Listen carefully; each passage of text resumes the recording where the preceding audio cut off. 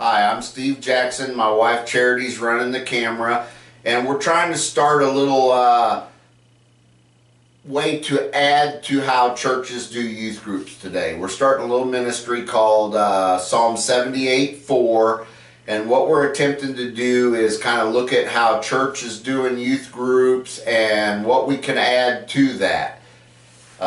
Traditionally, it seems to be now there's a lot of, games and lessons and some rap sessions, and, all of that's great, and it's way better than the way church was run when I was a kid. When I was a kid, if you didn't have the right haircut and you were smoking cigarettes, you were out, and today it seems the church is more open to really trying to interact with these kids, but yet we think that there's even more that can be added to it that will strengthen them and integrate them into the church in a way that will help them resist the temptations and the draws of the world today. There's so many things out there trying to pull the kids away from the church nowadays, and it also seems like there's certain subjects that the church just really kind of don't want to talk about, or the people that are talking about them maybe don't have the experience on how to address some of these issues. We are in no way criticizing the way anybody is doing youth group.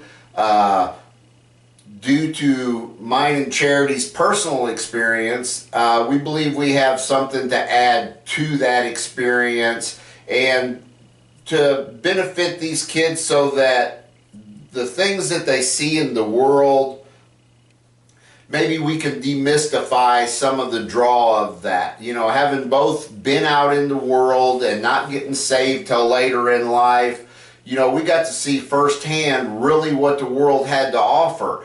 And we kind of think that some of the youth pastors that are really active and doing a great job in the church today don't have that experience to draw on like we do.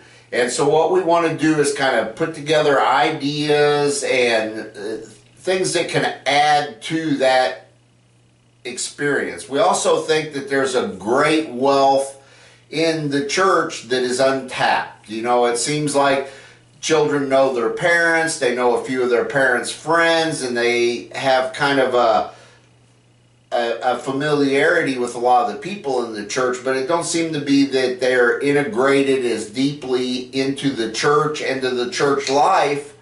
And as soon as they leave and go off to college or leave their parents' home, that it seems to be real easy for them to drift off into the world.